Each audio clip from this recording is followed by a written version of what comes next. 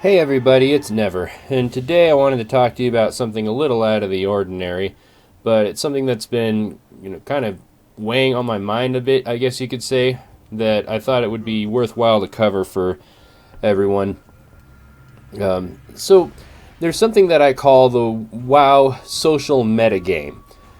And what that is it's the mechanics of dealing with various types of players in the game and in any setting and how it affects your gameplay in-game and out of game. So that's a really long definition. Let me talk about exactly what I mean by that. So you've got what a metagame is, and there's a few definitions for something like that. A common one that people think of when they think of metagame is they think of something like PvP specs. So if you've got a particular arena comp or a particular type of spec that's really powerful, then naturally the skilled players are going to make specs or comps that counter it. And then the counter is going to be the one that's going to win, because it's not just that you're playing the game, you're playing a game above the game. So if you know what other people are going to be running, because that's the newest they've heard, if they only look on Noxic or Icy Veins to see what works, then that's the best information they have. And so then you can specifically counter that, and you're going to be strong against most of the players out there because no one's thinking of doing that.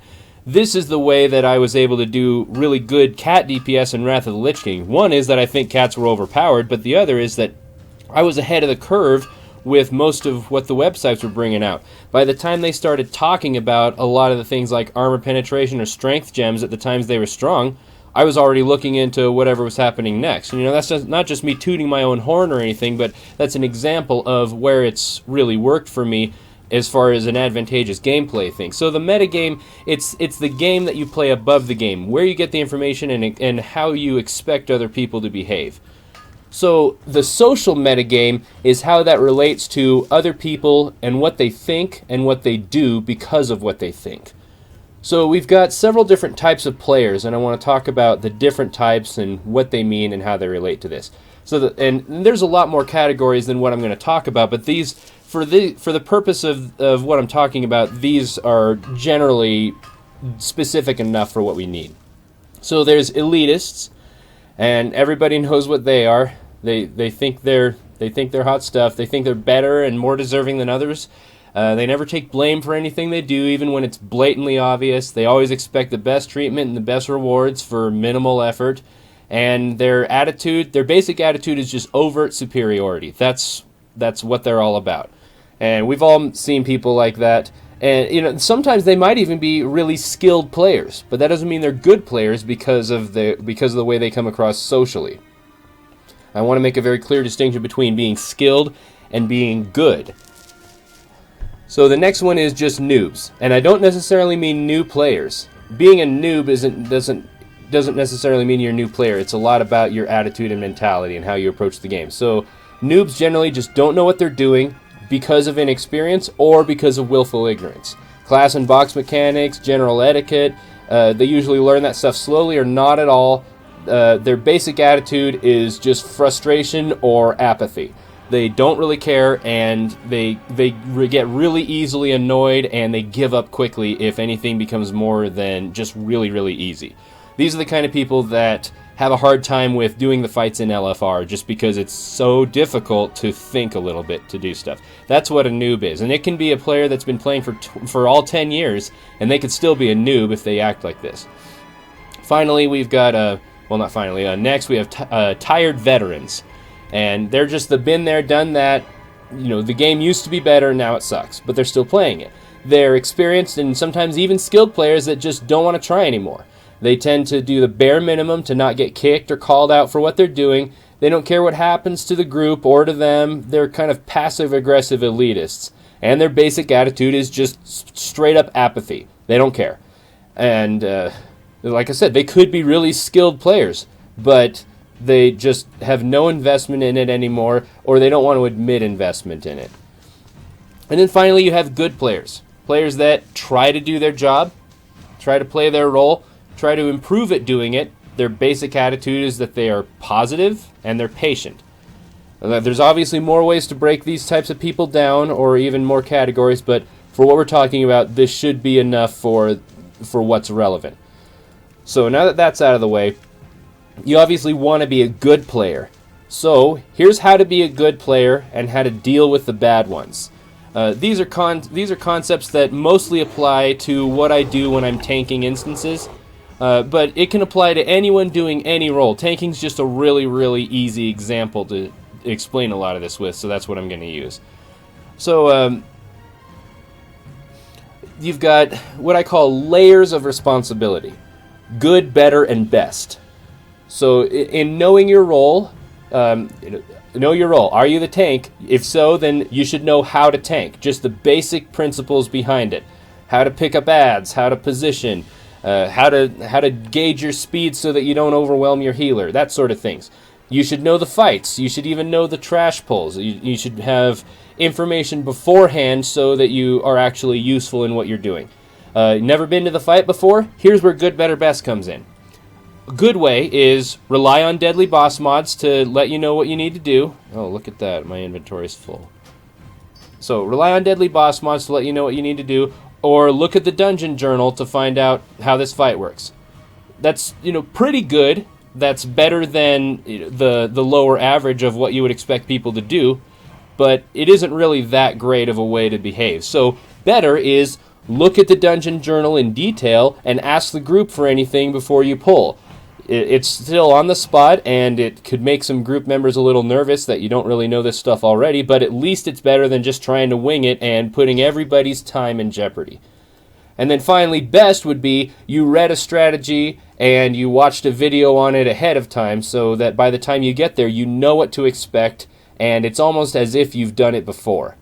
That's the good way to do it. So you always want to go for the best way to do something. Same thing applies to healer. Know when the big damage is coming.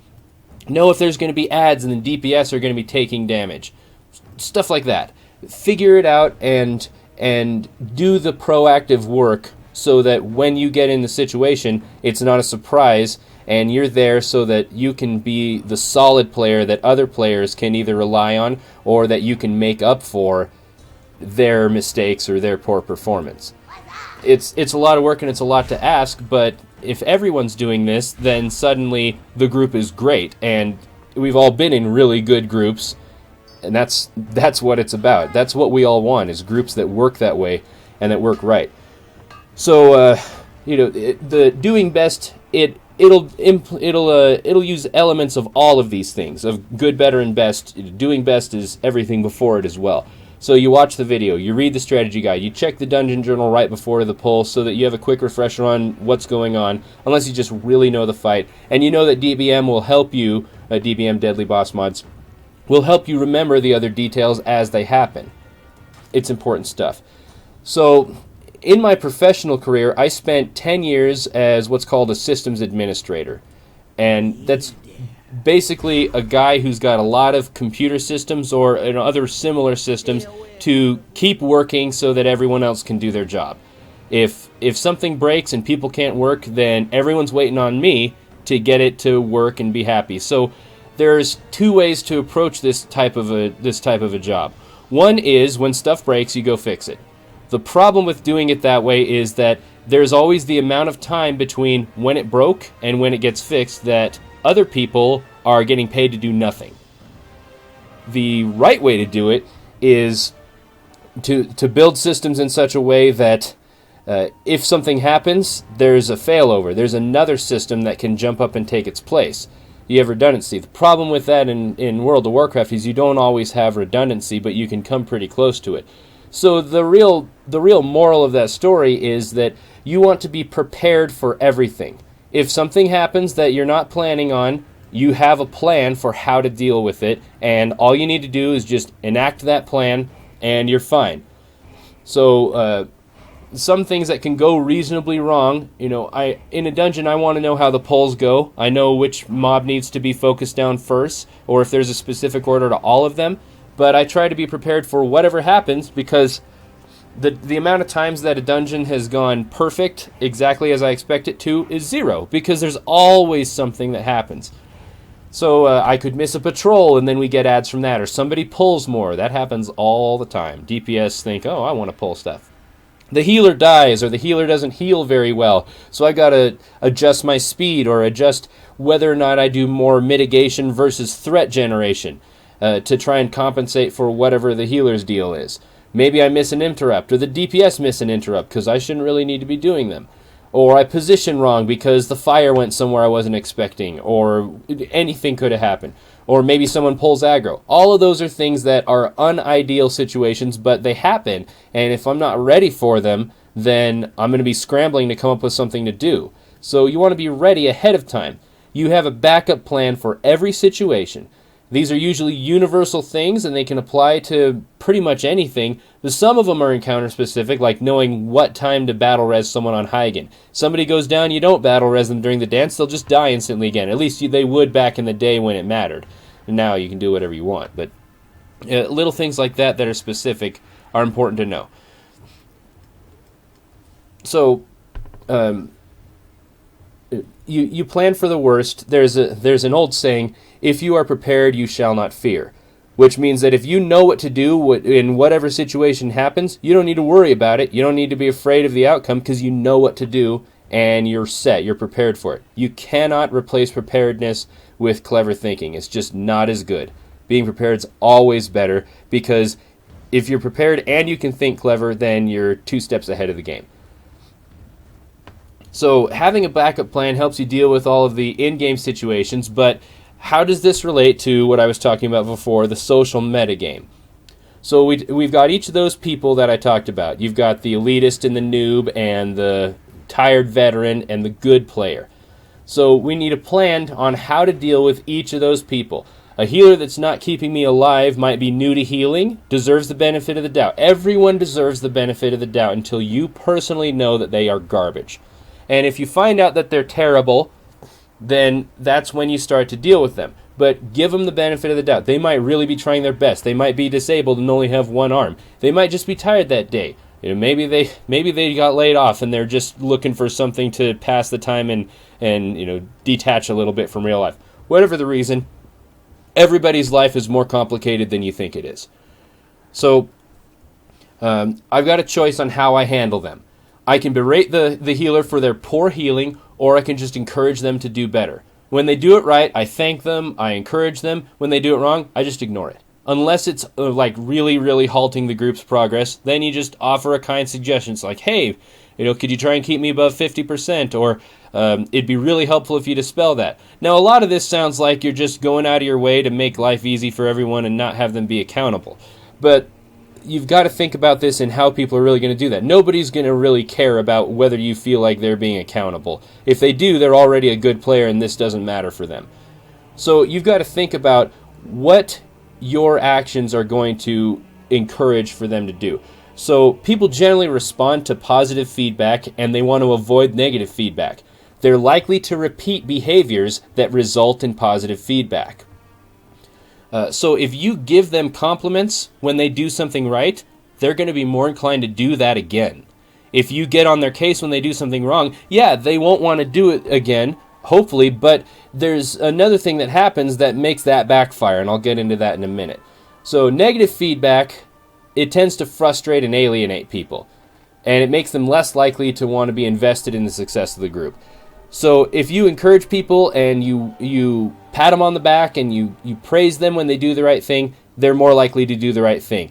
They're more likely to follow that sort of behavior, but they're also more likely to follow you, and that's the real important thing. If you get on their case, yeah, they're less likely to do that thing, but they are less likely to like you as well, and you want people to like you. So this is the crux of how the social metagame works. Your actions influence the actions of other players, which then influences the game itself. If you want to complete dungeons, yelling at everybody is not going to get it done. It might once in a while, and we've seen videos that are hilarious on YouTube about how people scream at their raiders and they get the boss down, but most of the time that's not how it works. So if you want people to do well, if you want to complete the dungeon, you prompt and influence the kind of behavior in others that will result in the outcome you want. I'm going to say that again. Prompt and influence the kind of behavior in others that will result in the outcome you want. So what you want to do is the things you do to other people, you want to make those things encourage people to do things for you. You want to make them work for you. And it's not just enough to, make people succeed, because you can scream at them and tell them what to do all the time, and they will hate you for it. You don't want to make them succeed. You don't want to make them do what you say. You want to make them want to do what you say. Make them want to succeed. If they think you're on their side, they'll support you and they'll listen to you. If they think you're their enemy, they'll fight against you. Even if you still get the instance done, then you've made more enemies. If you make friends that way, if people trust you and like having you around, they'll do you favors. It's amazing what people have done just because I went out of my way to do a little bit of stuff for them. When I wasn't tanking and I was just DPS, when I was good DPS and I interrupted, or I was patient, or I'd shift into bear form and off tank or whatever, people liked that and they were like, hey, you want to do some more runs? Because when you're DPS, having a tank that wants to queue again when you want to do a series of dungeons, there is nothing better than that, than a good tank that wants to keep requeuing with you because you are competent DPS. And it's just because of how I treated the situation. I was still doing great DPS. It was all about how I handled myself. So you make these people want to do what you say. That's the secret. You don't even have to like the people at all. In fact, most of the time, most of the DPS I run with, I'm less than impressed with. I don't care what their DPS is. I care, are they pulling stuff that I don't want them to? Are they listening? Are they handling interrupts? Are they picking up and killing ads in the right order? That's what I care about. Anyone can put out good DPS. It's not hard. There's no patchwork fights anymore. Blizzard's come right out and said that they don't build those. They try not to build them. Once in a while you might get something here and there, but there's really only been like 2 or 3 bosses that are actually Patchwork fights. And that's like Patchwork and Ultraxian. And even Ultraxian and Patchwork had other mechanics around them. So there's no bosses anymore that are like the target dummies. So DPS is not the thing. It's about doing all the other stuff you do while you DPS. I mean, nobody's going to be impressed if I'm like, man, look at all the threat I generated. I've got so much threat that the boss is at 50%, I could stop getting threat and I'd still have aggro when he dies. Who cares? Big deal. The DPS helps the boss die faster, but doing the mechanics right means that you don't wipe, and so then the boss actually dies in the first place. So, even people that I don't care about, that I don't like, I'm not impressed with, bad-mouthing them only makes the experience worse for me because I get the worst out of them. If I encourage them and I try to help them, it makes the experience better for me because that puts them on my side and it makes them want to work for me. And that's the important part. That's the secret. But it doesn't always work that well. So here's how you deal with each of the different types of bad players. And this isn't the only way at all. There are many, many ways to do this, but this is a general idea to give you how to do that. Because sometimes you get in the thick of it and you're like, how do I deal with this jerk? I don't know. Well, here's what I do. For the elitists, feed their ego a little bit. As tank, when somebody's clearly trying to top the meters, I'll say something like, wow, it's nice to not have to do top damage as the tank, because that happens way too often. Or, wow, I love it when DPS does good damage and they can handle the ads and interrupt and, do whatever. Just saying that, even if they weren't really that good at it, it's still useful because you're acknowledging that they are an elite video game master, because that's really what they want. But you're also redirecting that praise toward what they should be doing the ads, doing the interrupts, things like that, and making that more rewarding than DPS. You mentioned the DPS. That's great. But the real good DPS are the ones that do this and this and this. And you say it in such a way that it sounds like you're praising them and you're redirecting that away from the DPS and more toward the stuff that matters. And what that does is that encourages them to do those other things more because they want people to praise them. Every player that's looking for attention, all they want is for people to think they're great. And if you can make them think they're great, they'll do what makes them think you think they're great. My dad has this saying that he tells me. He says, I am what I think you think I am. I know he didn't make it up, but that's the first place I heard it. I am what I think you think I am. So if I think that other people think I'm a good tank, I feel good about myself and I think I'm a good tank. That's what I am. That's how I behave because I feel like that's how they perceive me. So if DPS feels like they do good interrupts, then they're more likely to do good interrupts because it's going to be in their brain and it's going to be in the forefront of their mind, and that's going to influence their behavior. So for noobs, just give them a job. One job, you had one job to do. Most people can handle one job. And then when they do it right, even if they do it like kind of crappy, but they do it a little bit at all, just tell them they're doing a great job. Most of the time for these guys, you want to do it in a whisper because they might be embarrassed that they suck at the game, and you don't want to just bring it out because other people might say, well, gosh, it's not hard to interrupt, learn to play. You don't want that. That works right against you. Instead, you want to do that just you and them. With the elitist, you want to do that in very visible chat. They want everyone else to see how great they are. So, and if they're embarrassed, you whisper something like, hey, when the boss casts Destroy Universe, can you get the interrupt? Just kick when she's casting. And then just be prepared to do it yourself if you have to. But that one sentence can turn a noob into a noob that knows how to interrupt. And then all of a sudden they're useful. That little sentence, that one quick whisper can make all the difference in the world. Just being encouraging.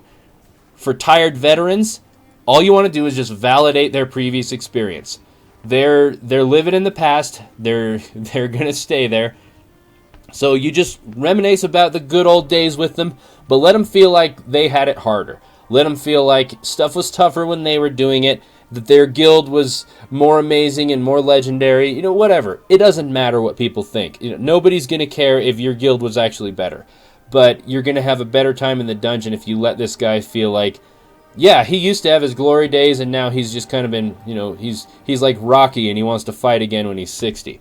So reminisce with them. You say stuff like, yeah, this reminds me of Blackwing Lair with such and such, and he'll be like, yeah, I remember when we downed Nefarian for the first time. And then you could just say something like, cool, my guild got it eventually, as if to say that, yeah, I know you probably downed it right away and it took us a little bit of work, so it's cool to be in your presence, Mr. Great Veteran.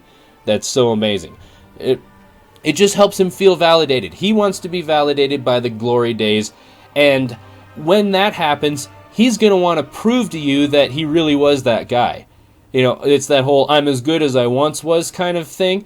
He's going to want to prove that he can still put it out, and that's going to encourage him to do better. Just because he acknowledged all of, how his crappy guild didn't really beat Blackwing Lair back in the day, but he's still going to want to prove that, hey, I still got it. So these examples, they're something like that. These general ideas, really what you need about 90% of the time. Just helping people feel like they're important, like somebody cares a little bit about them. You don't have to really care about them. That's fine.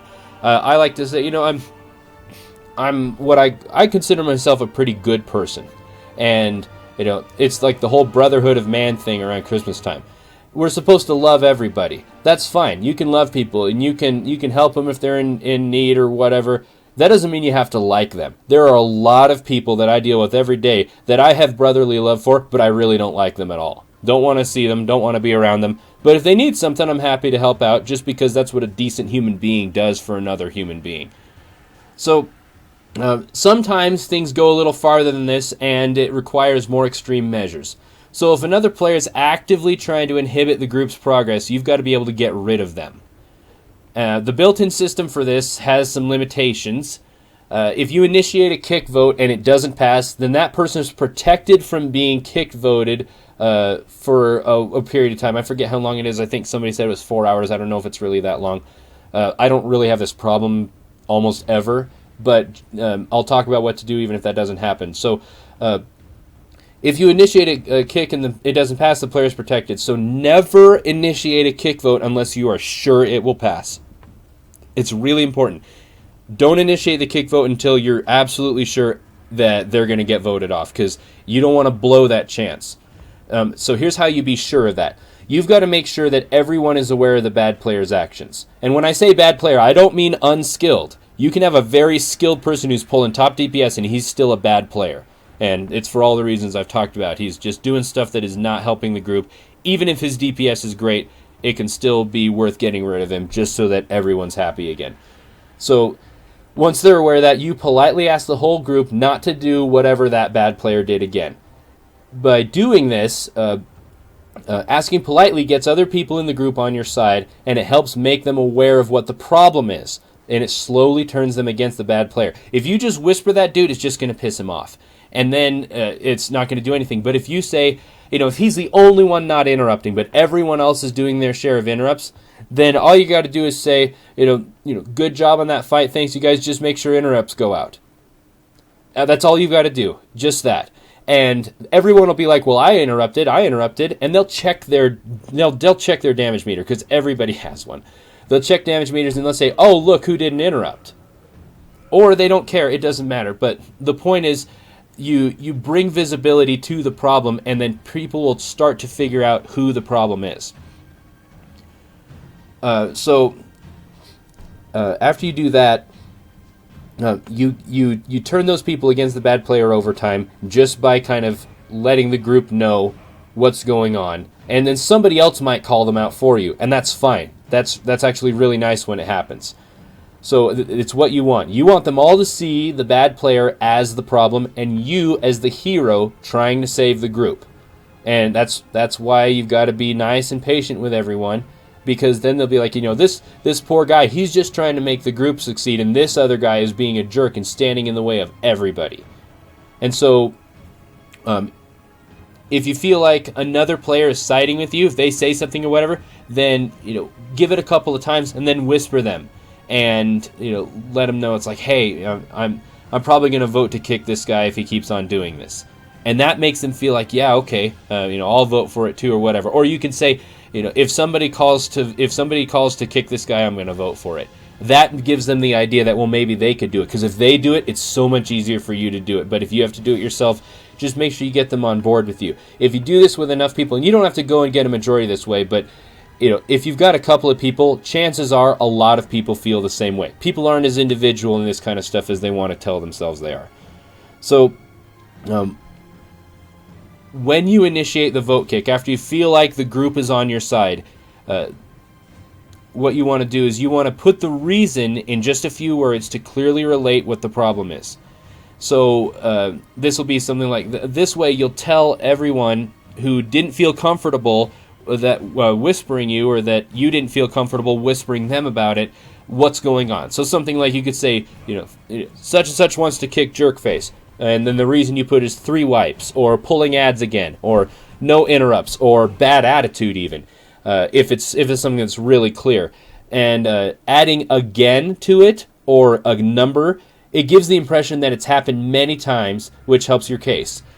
And so what that does is that makes everybody feel like, oh, okay, this is why we're doing this. Because people feel bad about kicking someone a lot of times. A lot of people are afraid to do it, and they won't call for a vote kick, but they will vote for it if they feel like it's going to pass.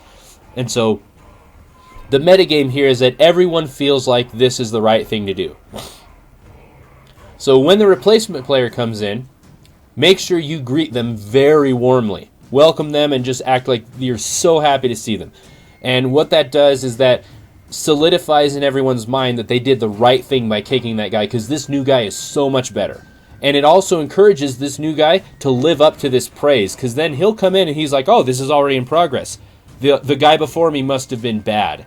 I better do good, or they'll think I'm bad. They're always nervous about that. And if you make them feel welcome, suddenly you're their friend, and you're like, hey, I'm glad you're here. You're here saving us from this terrible dude that we had. So it just makes people feel like, that if they were iffy about doing the kick or kicking someone out, it makes them feel better about that. So if all else fails, you've tried everything there and the vote doesn't get through, then you're in kind of a tough spot, but there's still some stuff you can do. You need to get this person to leave on their own. And you can do this. I've done this with individual players. I've even done this with guild members that I didn't want anymore because they were messing up our raid night. And you just need to make them want to leave on their own. And you've got to make it look like it was their idea and they were leaving for some selfish reason and you're the victim.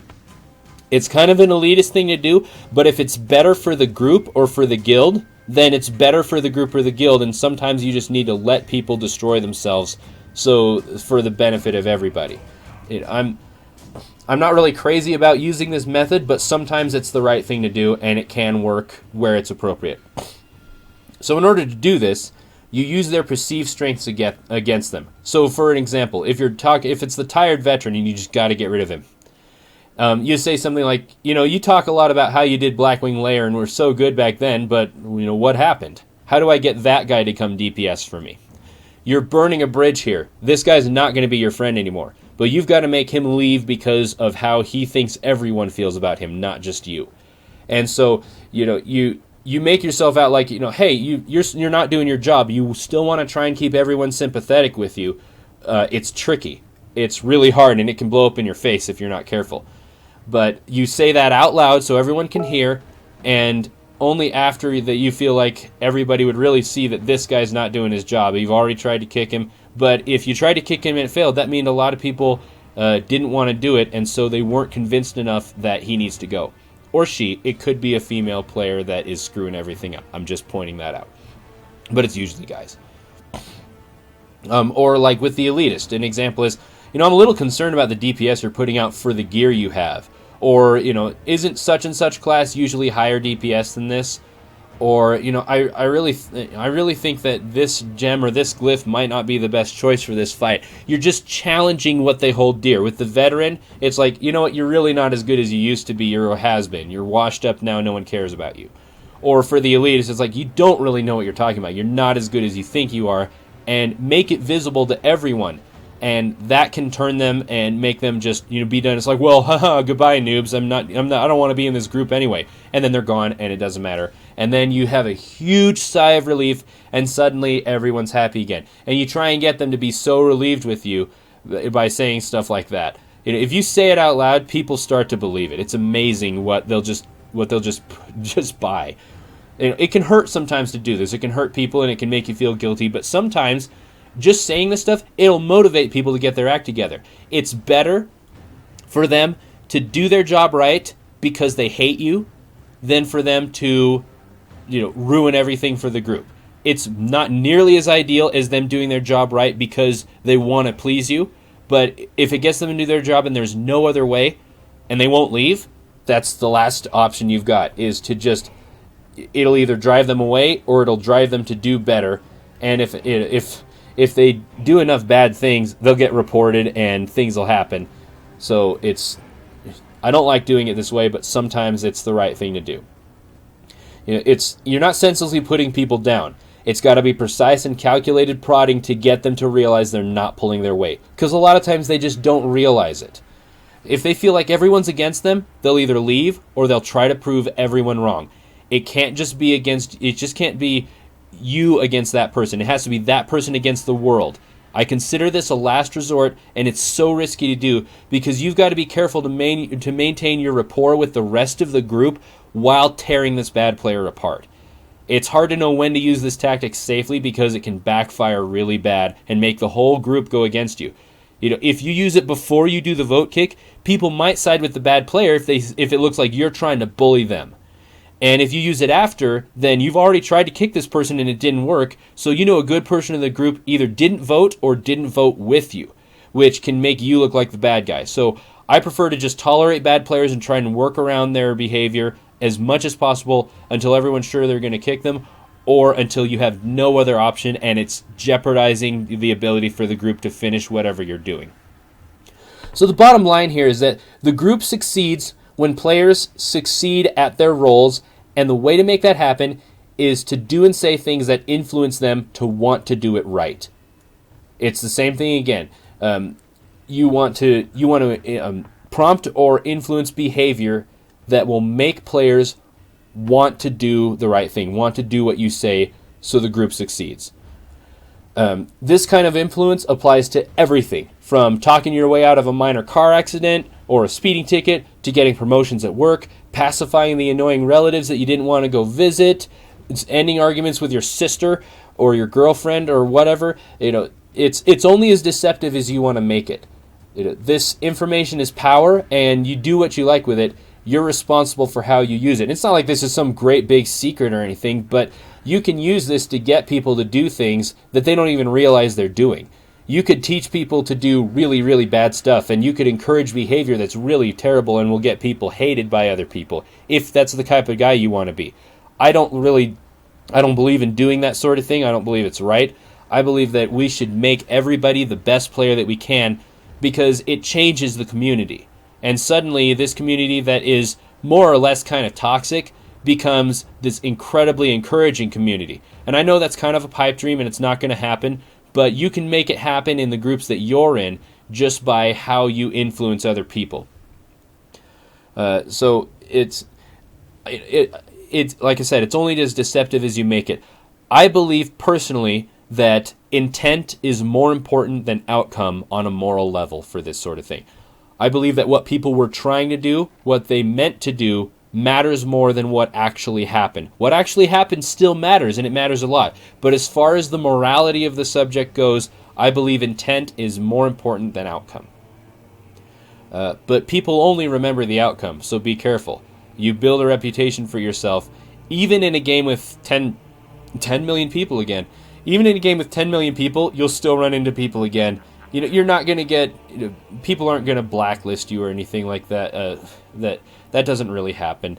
I've seen people just be horrible to other people, and it doesn't matter. There's always people that are going to group up with you, but it could get you alienated with friends or with guildies. You've got to be careful how you use this sort of thing, because people love being manipulated until they find out they're being manipulated, and then they hate it, and they feel like you're trying to use them. I manipulate people all the time. All the time.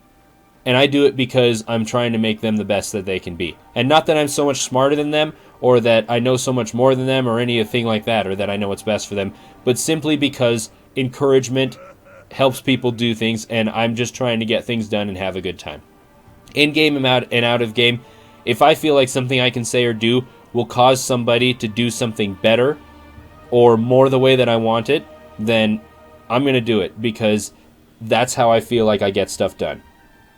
So that is the WoW social metagame, and how to use it to get people do what's really important, to get them want to do what will make you happy, because that makes things succeed. This applies to PvE groups, it applies to PvP, it can apply to anything where people have responsibilities.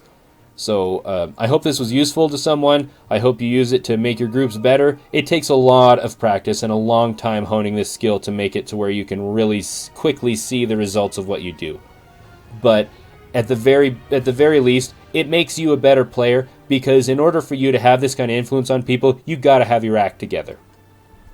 So again, thanks for watching, and please like and share the video with your friends, and leave a comment. Tell me what you think, examples of when something like this might have been useful for you, or questions if you have them, if I didn't make something clear enough. And please be sure to subscribe so that you can see what comes after my cool laser goggles and anything else that's happening. There's a lot to do in Draenor. Have a Merry Christmas, a Happy Winter Veil, and a good whatever holiday that you like to celebrate, or no holidays, just have a good day. Okay, thanks, bye!